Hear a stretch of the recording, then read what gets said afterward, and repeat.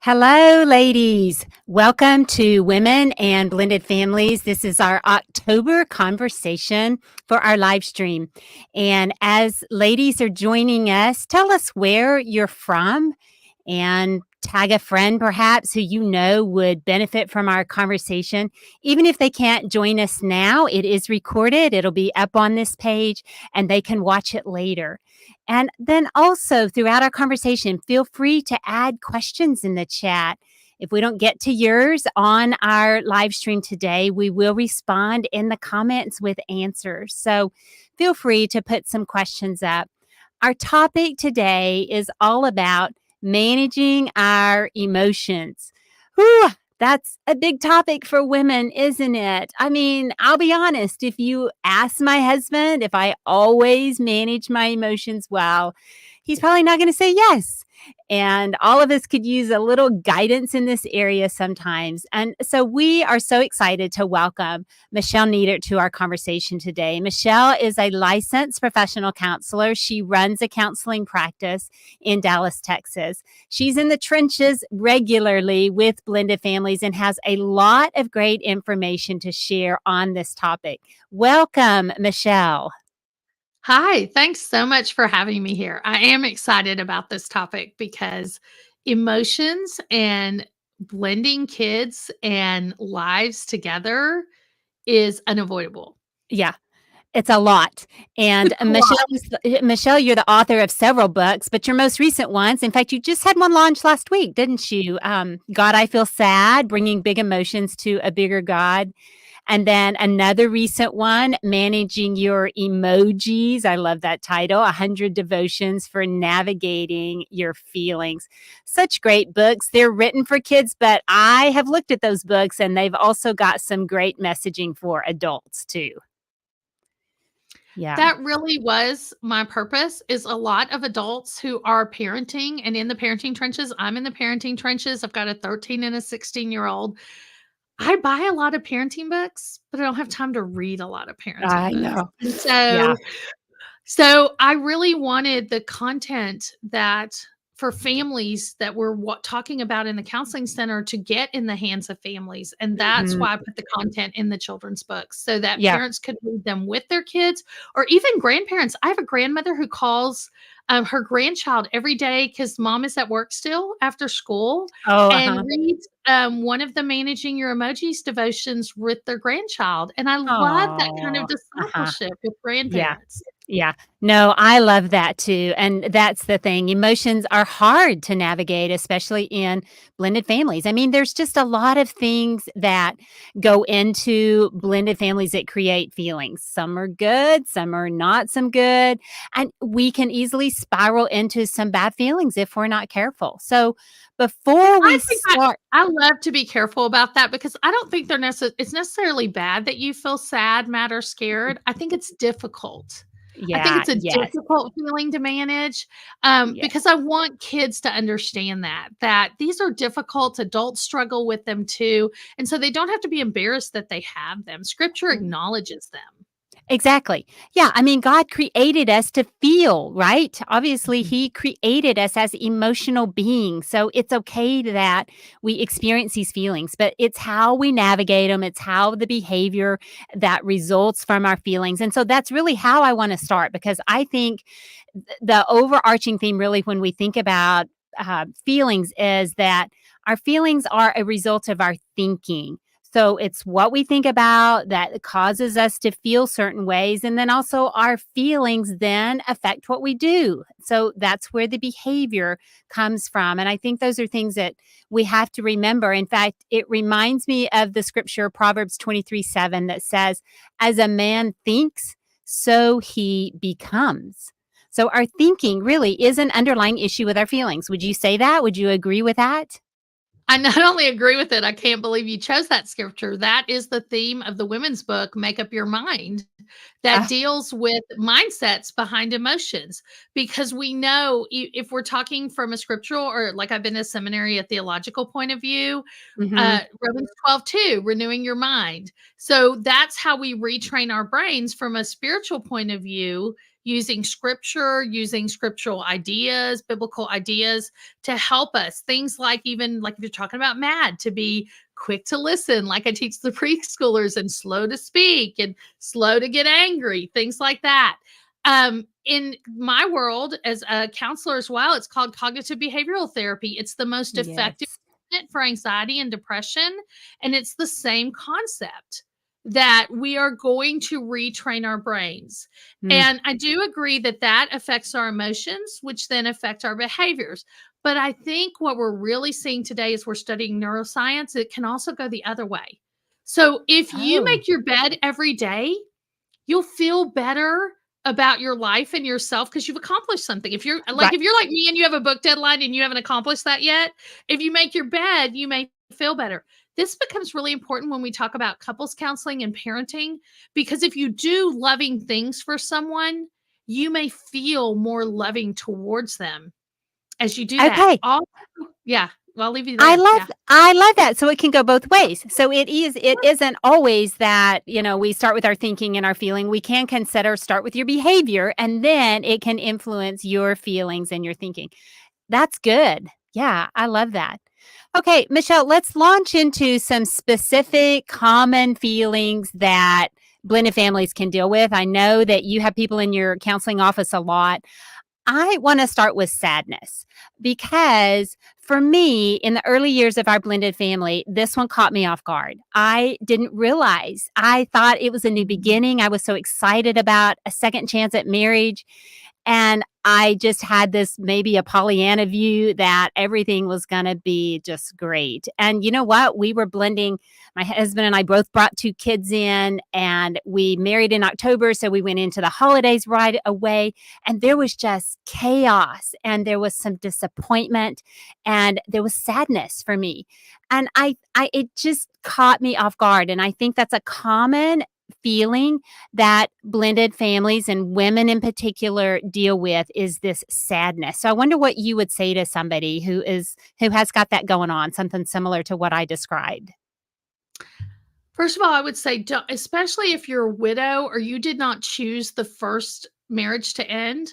A lot of times, women are really surprised that they still feel sad about the previous marriage, even though they're so happy about Mhm, the current one. But we can mhm. have conflicting feelings coexist in our Right. world. And Yeah. actually, that's very common if you look at the work we're doing in the counseling world on internal family systems that I can be, you can be both excited and also feel bittersweet at the same time. And I think that can come up for years during a holiday as waves of grief come up. And then I think we as women need to be prepared for that for with the kids. I know that Yes. my cousin, when her mom, who's my aunt, who's quite a bit older, remarried, because blending happens not only with little kids in a home, it Mhm. happens with adult children as It well. does. Right. It does, Mhm. and my cousin re-grieved the death of her father as her mother remarried in a way because it was just another reality that he wasn't gonna be there, and their Right. lives were changing. Right. Yeah. Yeah, and so I think that we do have to recognize that grief can show up at developmental milestones. So, for instance, when a teenager maybe starts to date and their dad is not around, then even though maybe the new marriage took place 10 years earlier, it doesn't mean that all of a sudden this teenager doesn't start grieving a little bit. I think that's what you're saying, right? Yeah, and I think especially for kids, Mhm. especially if previous marriages have ended, it takes kids a long time to move past Mhm. that, especially if they're in the 6 to 10-year-old range when that marriage ended. There's a lot of developmental research there. They have a hard time letting go of the ideal that they thought was going to always be. And Mhm. they also sometimes have a hard time embracing the happy of what is now for the mom and dad, because I can't tell you how many kids in my office said, "But I didn't choose this. I didn't Right. choose to move Mhm. houses. I didn't choose to change schools. I Right. didn't choose any of this. I Mhm. liked having mom to myself." Mhm. Even though mom is much happier and not as lonely, a lot of kids, especially the longer that mom is single, the more attached she becomes to those kids a lot of times, and Right. fills her life space emotionally even with them, and in a way, I had one kid say it so well. They're like, "I feel like I got a demotion." She was 15. Oh. And she did, Oh. but she needed that demotion because in a way her mom had been playing emotional spouse with her a little, Yeah, and that's right. not a healthy place to Mhm. be. She Mhm. didn't need to know everything she knew, and I kinda told her, "This is gonna be the best emotion for you in the world because you're gonna be a teenager." And just a teenager and not carrying around some adult burdens that you've Mhm. known about and have been shared with you. But at first, it didn't feel like that. Right, yeah. Well, and then also you think long term about how that teenager needs to have the freedom to leave home and mom not be so dependent on that teenager as kind of their sounding board or whatever they've been using them for. I mean, that's not a healthy relationship, and that teenager really deserves to be allowed to be a teenager, to move out, to leave home, and know that mom is okay because our kids carry around these burdens if we put our feelings on them or they feel like they're responsible for our feelings. Oh, we don't even have to put them on them. Some kids just take that role on because of how they're wired, both Mhm. personality-wise and also even things people have said to them, maybe an uncle said to them, or maybe even the parent who's gone said to them or something like that. And Right. so it gets really hard. And then sometimes there's additional sadness, especially when kids are juggling basically their mom and then a new woman in their life Mm. and their dad and a new man in their life. Sometimes they're just sad because that other person isn't the person they want to be with in that Right. moment. Yeah, so for instance, if, a child goes off to college and they have college days and maybe they just want mom to come visit them. I mean, that goes on some, right? Especially if there is maybe a new stepdad in the family who hasn't bonded well, hasn't been a good relationship yet. Sometimes those adult kids begin to put boundaries on, right? I'm sure you've seen that some. And how I would you have. yeah, so talk to I've us had a about that. mom totally distraught recently. In Texas, we're in the middle of football season and we're in the middle of parent weekends. And Mhm. mom remarried while the child was at college. So this child doesn't spend a lot of time. And when mom's with her new husband, she's all like, it's kind of gaggy for the kid, like gushy and mushy and, you know, and they want mom to come and it to be about them. Mhm. And mom wants them to come and bond with him, wants to come and have them bond with him. But they're like, I'm juggling grades. I'm juggling a new life. I'm juggling a breakup half the time. I'm juggling finals.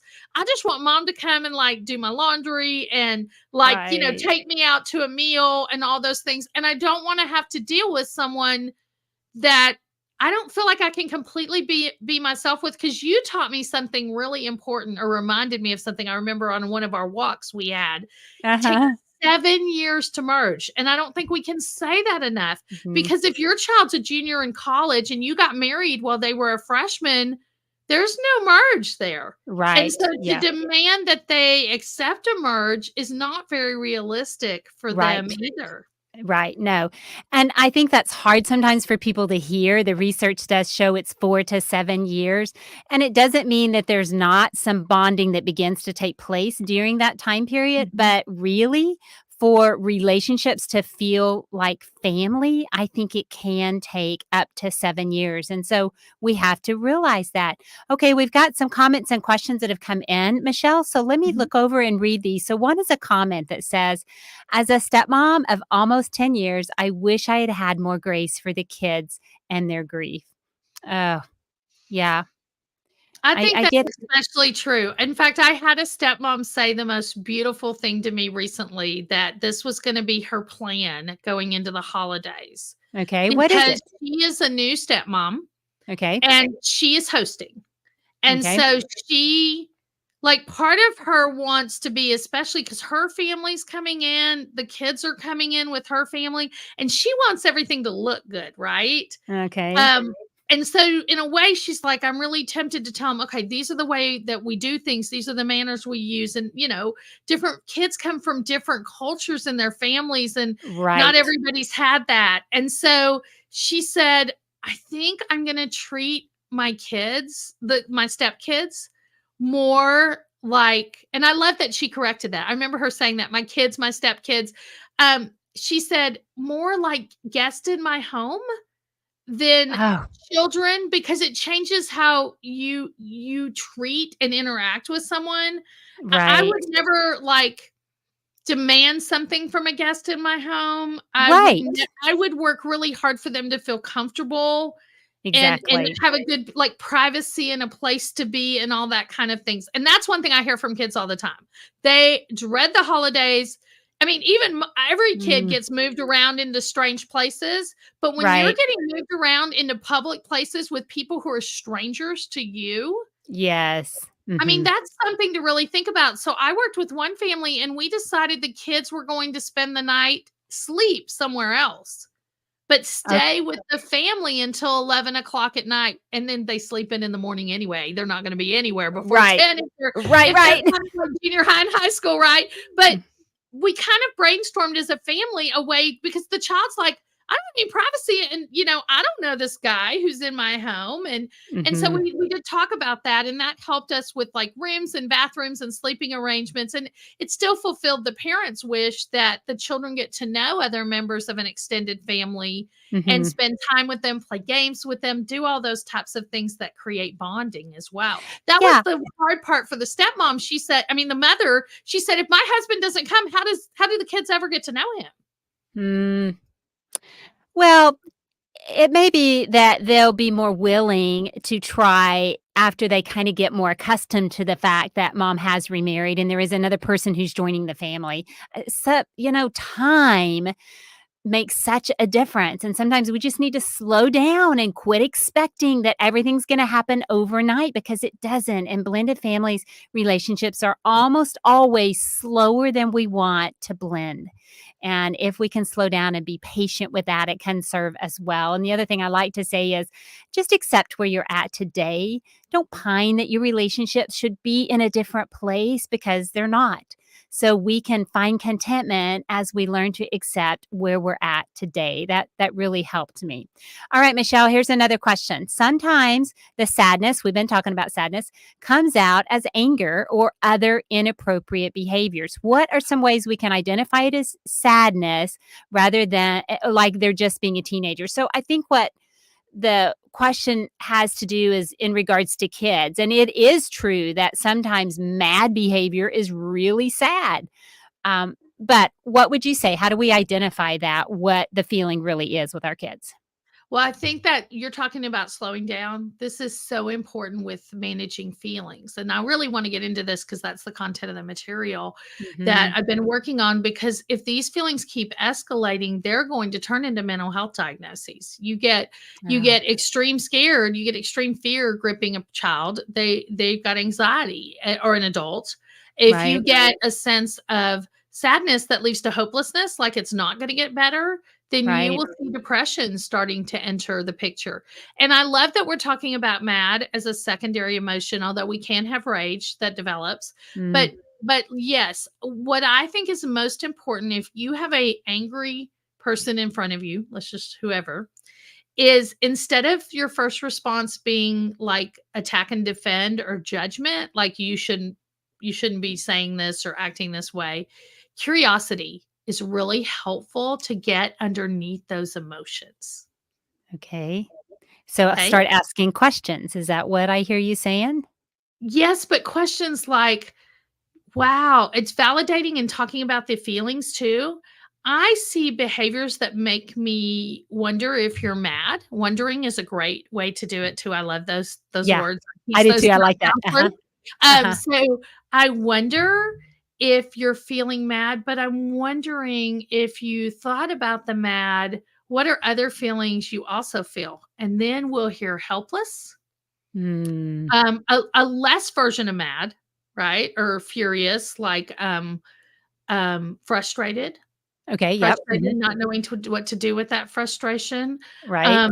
And then hurt is so often behind that because what I see a lot in blended families is someone feels overlooked or rejected because Mm. usually blended families involve multiplication in the Right. merge. Right. Yeah. Yeah. Mhm. Yeah. Yeah. Yeah, and so just slowing down, validating with our words so that they feel heard and seen with kids. I do think that is definitely a big one.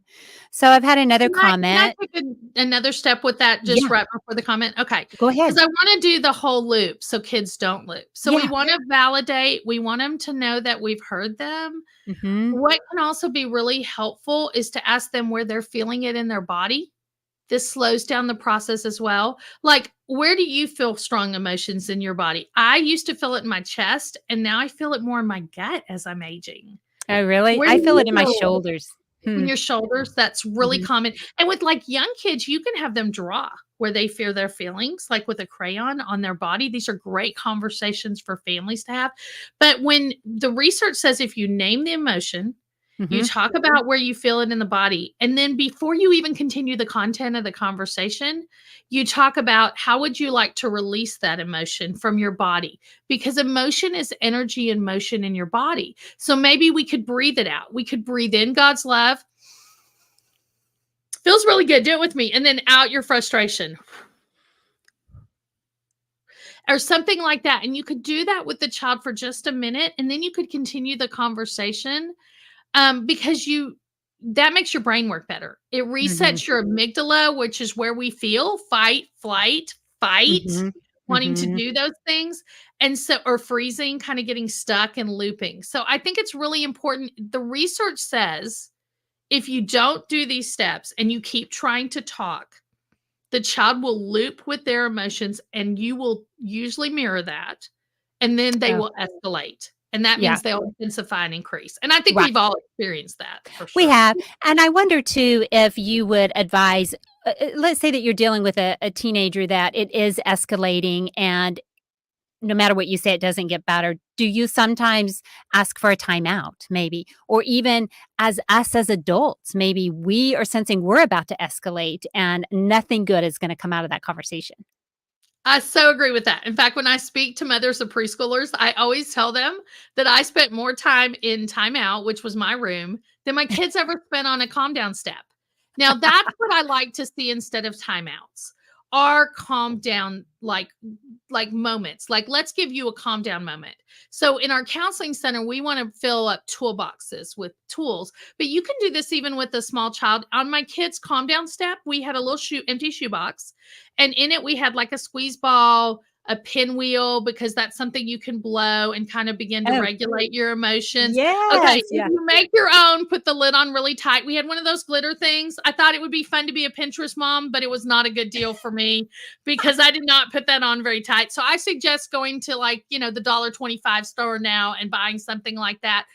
You might have a scripture in there, like the one I mentioned, or my favorite scripture is, God has not given us a spirit of fear, but a Mhm. power, love, and a sound mind. That's come out of God. I feel scared, because a lot of times kids are scared of the punishment at that point because they have Right. their edit buttons have been broken.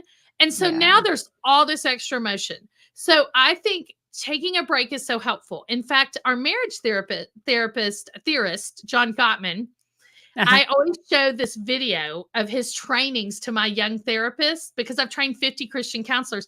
They have to wear a heart rate monitor on their chest, the old fashioned kind, and they take a baseline heart rate. And when your heart rate goes above a certain number of beats, you can't talk anymore.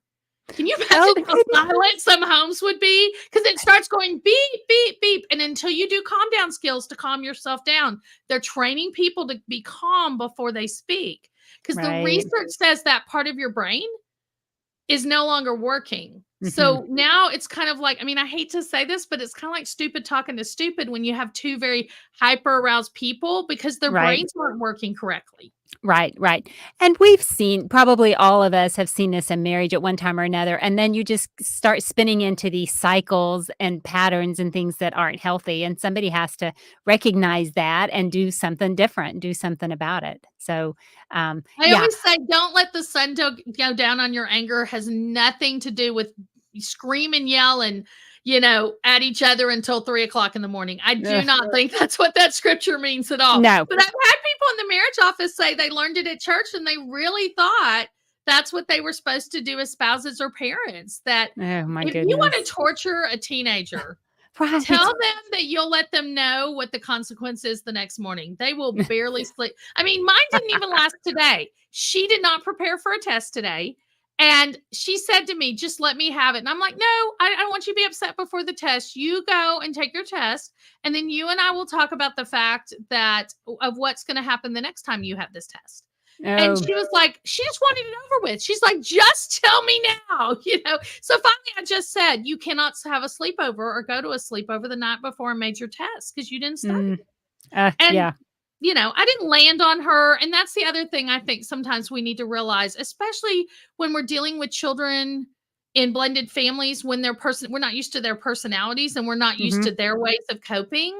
Right. Um, that sometimes it's better to not use emotion as a consequence, which is hard.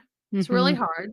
It But is. instead to create a really like a learning experience like I did. She's gonna learn a lot more from not Hmm. getting to go anywhere the night before than if I just landed on her and yelled at her. Because then Right. she'd just Oh, think I was ridiculous and she hmm. wouldn't learn the same lesson.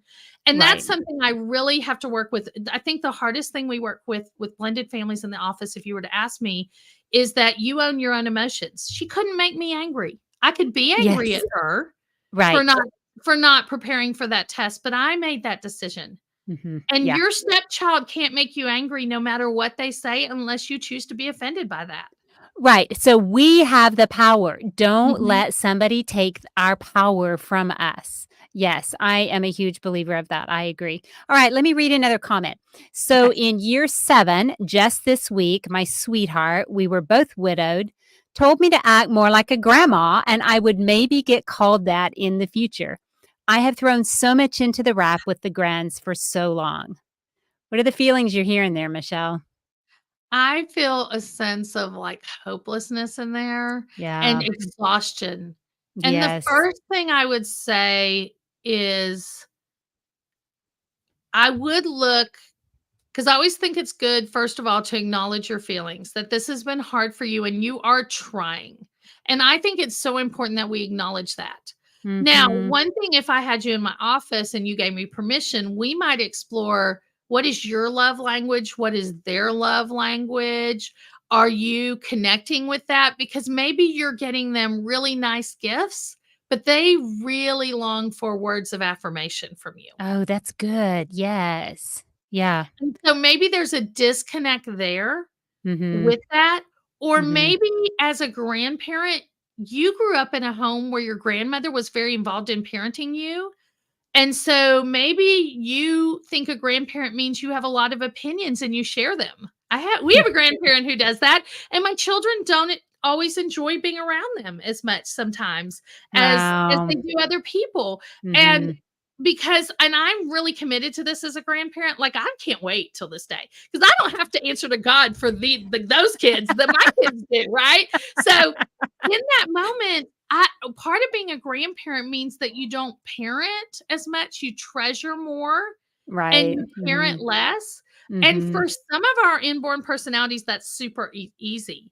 But for Yeah. some, especially when you look at different personality types, if you really like rules and structure and you think there are ways that there could be things, and this may not apply to the listener here, this may apply to maybe the opposite, and I have to help them just, like, let it go then. Maybe the whole family's idea of a grandparent is to be overindulgent, and Right. you're not Yeah. willing to do that you're willing to be kind and loving and giving, but you also want to set limits within Mhm. maybe your like, this was oh, I forgot about this. This was a huge issue one time.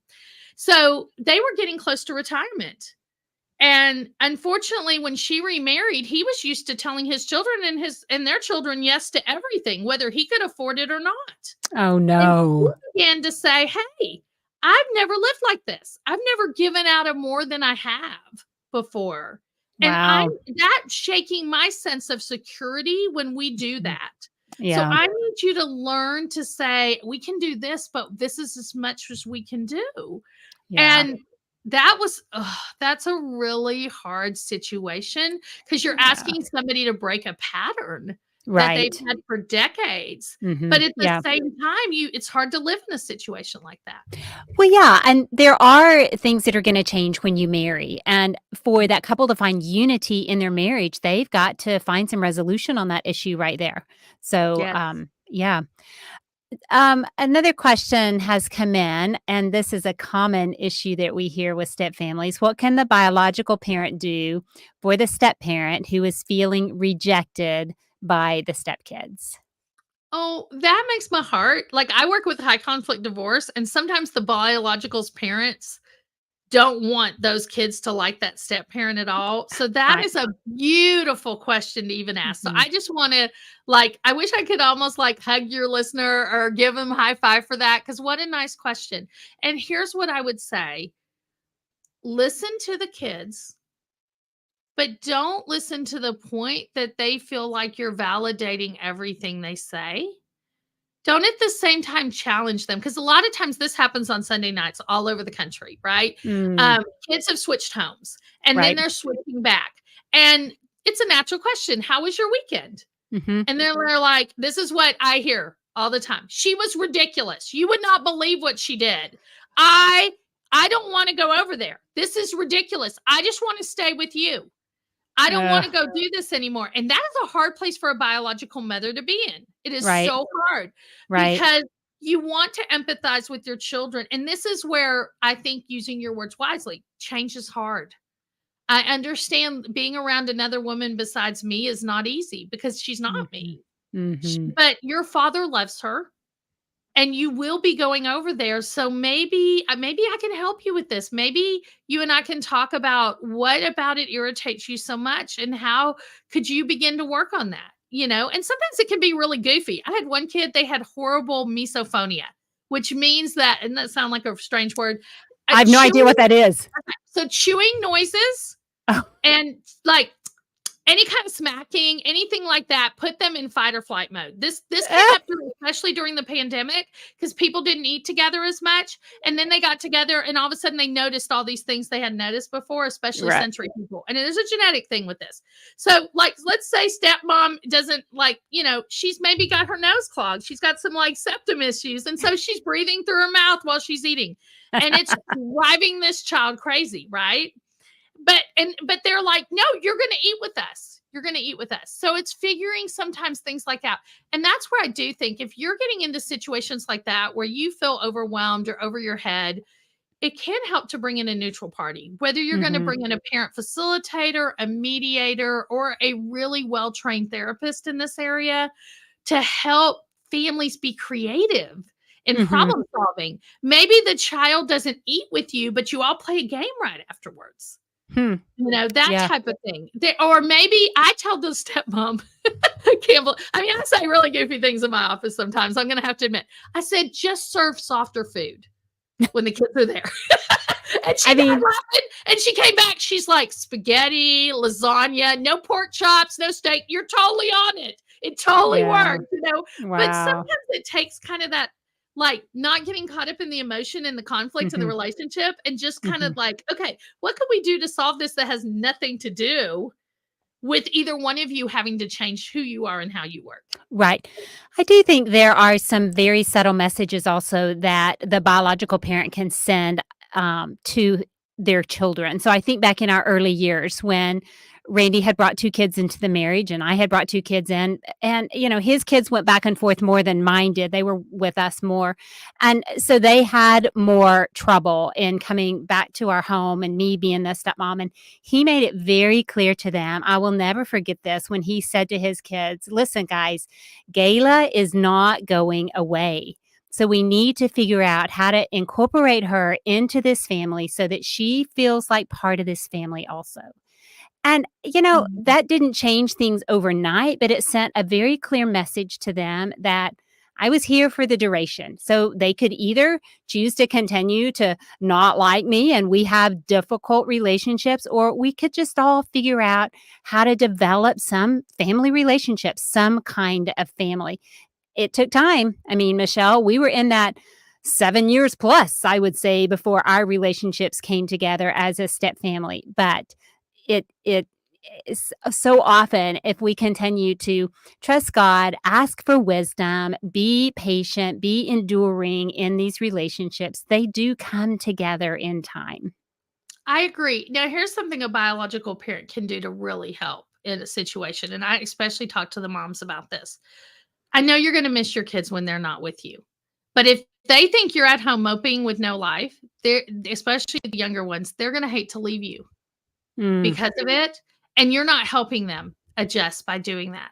You wanna right. say this, "I'm gonna miss you so much, but I'm gonna enjoy the break. I'm gonna enjoy not being a parent for a little bit. I'm gonna watch my favorite TV shows and not have as many chores to do," and help them, especially if you're not remarried, realize that you're not gonna be lonely. I'm gonna get my girlfriends to come over, so they don't feel this sense of sometimes a child will feel a need to take care of the parent who's whether Right. it's the dad or the mom who's been left by Mhm. themselves. So you can Right. give that step parent and the other parent a big gift by like being like, okay, love you, see you in 3 days. And I am going to have slept in and done some things I wanted to do. And you're going to have a great time with your dad. And just even projecting, I love Gary. I'm good friends with John Trent, and The Blessing Mhm. is one of my favorite materials. You can Mhm. pass that blessing on into the other family by saying, you're going to experience a lot of fun over there and you're going to get to do some things you normally don't get to do. Now, one thing I do really work with families on a lot is if they're moving a lot back and forth, the more you can create similar households, not Mhm. same, but similar in your expectations and everything else, it's easier on the kids and it's easier on both parents. The other thing that you can do with that too is to sometimes I'll have one parent like be the residential parent is what we call it like legally. And so they're the Uh-huh. one who has them during the week. Mhm. And they're really involved in the kids' lives and their friends and their families. And maybe this other parent lives a little further away and they want to pluck the kid out of their life for 3 days and bring them over here. And Mm. they want them to be happy about that. Mhm. Especially as they age, teenagers really struggle with that. And I have Mhm. worked really hard in a lot of court order cases to take this parent and as much as they can say, come this way, enter their lives, bring some of their friends and activities this way so that they really feel like they don't just have a home they live in and a house they visit. They have Mhm. 2 full homes. Yes, right. Yeah, and they're not having to pack a suitcase all the time. They do feel a little more settled in both homes, yeah. All Yeah. right, we are running out of time, but I want to address one last question that we have. So this is a stepmom who says, "It's less than 3 months until I wed my beloved. A counselor has recommended several blending family books. As I read them, all I see is the quotes from stepmom saying it's the hardest thing I've ever done. Most of us in this situation have been through a lot already in life. The books seem to focus on how hard everything will be, but my heart needs some encouragement. Where do I go for encouragement?" Well, let me give you some right now. You have an opportunity to leave a legacy of faith. I'm gonna be really cheesy here with the song Hope and Love for additional people of the next generation when you blend Right. families. And if you can keep your mind on that being your focus, that you are going to be a vessel of God's love, his peace, and his hope to these children as well as your own if you have them, or like I had a good friend who had never had children who married. And Right. and that is a chance to sow into lives, and that's what I love doing in the counseling office. My sister fosters kids, and we may be adding one to our family, I think one of the ones she Oh. fostered, and, she that's a chance to leave a legacy and seed plant when you think about like I hate to be real scriptural here as a therapist, but you're going to plant seeds, you get to water those seeds of Mhm. faith and things like that, and even maybe help harvest them. And if Right. anything, if you can join, instead of focusing on what's wrong, focusing on what's different. If I, Mhm. I think this is a really good point you have. We do want to prepare you for the hard, but if I also want to say, and in managing your emojis, we were very intentional about this. We wrote about sad, scared, and mad, but we did not leave out happy I because the noticed that. happiness research says if you don't celebrate the good, the other's going to creep in more anyway. So Oh, I want to encourage you as you blend, celebrate those kids, celebrate them entering your life, no right. matter their reaction in the midst of it. Acknowledge their Mhm. hard. Don't ignore their hard if they're saying this is hard, but also celebrate and ask them questions like this. How can I make things easier on you? How can I make this better for you? How could we have more fun together? Right. Those are things that bond families together. Mhm. Yes, I love that, and I would also add that as step parents, we bring a unique dynamic to our families that Yeah. our stepchildren experience relationships through us that they don't have from anybody else, and we have a perspective that they might not hear from anybody else. Maybe there's not anybody else in their family who's sharing the Lord with them.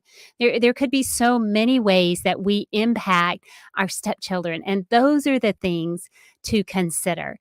And I just want to say, after 28 years of marriage, I would not trade it in my blended family. Yes, Mm. it was hard, but through it all, I have seen how faithful God is. I have seen the resilience that our family has had through those hard times. And that's what, in the end, defines a family as you walk through things together. So, my comment would be, don't be afraid of the hard, but know there's also gonna be good that is part of it, and just invest in it. Yeah, I that's meet lots of children in my office who love the fact that having a step parent means they have another adult who is for them, who right. drives them, who helps them, who provides for them. It's a Yeah. blessing to them. I agree, absolutely. Michelle, we could talk for hours. We might need to have you come back on this subject. But before we leave, I want our viewers to know about a free download that you're offering. It's titled Mentally Healthy Woman of God. It's a great read.